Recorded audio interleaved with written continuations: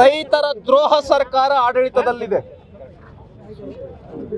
ರೈತರಿಗೆ ಮತ್ತೆ ಹಾಲು ಉತ್ಪಾದಕರಿಗೆ ಬರೆ ಹಾಕಿರ್ತಕ್ಕಂಥ ಸರ್ಕಾರ ಈ ಸಿದ್ದರಾಮಯ್ಯ ಸರ್ಕಾರ. ಹೇಗೆ ಅಂತಂದ್ರೆ ಹಾಲು ಉತ್ಪಾದಕರಿಗೆ 2 ರೂಪಾಯಿ ಹಣವನ್ನ ಜಾಸ್ತಿ ಮಾಡಿದ್ದಾರೆ.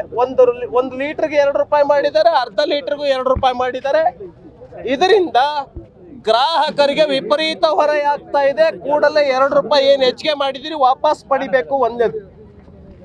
ಎರಡನೇದು, ರೈತರಿಗೆ ನೀಡ್ತಾ ಇದ್ದಂತ 4,000 ರೂಪಾಯಿ ಕಿಸಾನ್ ಸನ್ಮಾನ್ ನಿಧಿಯನ್ನು ನೀವು ರದ್ದು ಮಾಡಿದಿರಿ. ಮತ್ತೆ 4,000 ರೂಪಾಯಿಯನ್ನ ಕರ್ನಾಟಕ ರಾಜ್ಯ ಸರ್ಕಾರ ರೈತರ ಅಕೌಂಟ್ಗೆ ಹಾಕಬೇಕು ಅನ್ನೋದು ಎರಡನೇದು.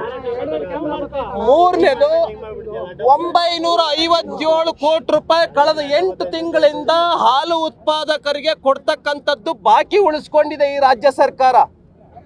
ಹಾಗಾಗಿ 957 ಕೋಟಿ ರೂಪಾಯಿಯನ್ನ ಕೂಡಲೇ ಬಿಡುಗಡೆ ಮಾಡಿ ರೈತರ ನೆರವಿಗೆ ಬರಬೇಕು ಅಂತ ನಾನು ಆಗ್ರಹ ಪಡಿಸ್ತೇನೆ. ನಾಲ್ಕನೇದು, ಟ್ರಾನ್ಸ್ಫಾರ್ಮರ್ಗಳು 40,000 ರೂಪಾಯಿಗೆ ಸಿಗ್ತಾ ಇತ್ತು, ಈಗ 2 ಲಕ್ಷ ರೂಪಾಯಿಗೆ ಹೆಚ್ಚಿಗೆ ಮಾಡಿದ್ದಾರೆ. ಅದನ್ನ 40,000 ರೂಪಾಯಿಗೆ ಸಿಗೋ ತರ ಮಾಡಬೇಕು. ಐದನೇದು, ಬೀಜ ಗೊಬ್ಬರಗಳ ಬೆಲೆ ಗಗನಕ್ಕೆ ಏರಿಕೆ ಮಾಡಿದಿರಾ. ಮುಂಚೆ ಯಾವ ರೇಟಿಗೆ ಸಿಗ್ತಾ ಇತ್ತು ಬೀಜ ಗೊಬ್ಬರಗಳನ್ನು ಕೂಡ ಅದೇ ರೇಟಿಗೆ ಸಿಗೋ ತರ ಮಾಡಬೇಕು. ಹೀಗೆ ರೈತರಿಗೆ ಬರೆ ಹಾಕ್ತಕ್ಕಂಥ ಏನು ಸರ್ಕಾರದ ನೀತಿ ನಿರ್ಧಾರಗಳಿದೆ ಅವುಗಳನ್ನು ಬದಲಾಯಿಸಬೇಕು. ರೈತರ ವಿದ್ಯಾರ್ಥಿಗಳು ಯಾರಿದ್ರು ಅವರಿಗೆ 6,000 ರೂಪಾಯಿಯಿಂದ ಹಿಡ್ಕೊಂಡು 18,000 ರೂಪಾಯಿವರೆಗೆ ಸ್ಕಾಲರ್ಶಿಪ್ ಸಿಗ್ತಾ ಇತ್ತು. ಅದನ್ನು ಕೂಡ ಈ ಸರ್ಕಾರ ನಿಲ್ಲಿಸಿದೆ. ಕೂಡಲೇ ರೈತ ವಿದ್ಯಾರ್ಥಿಗಳಿಗೆ ಸ್ಕಾಲರ್ಶಿಪ್ ಅನ್ನ ಕೊಡಬೇಕು.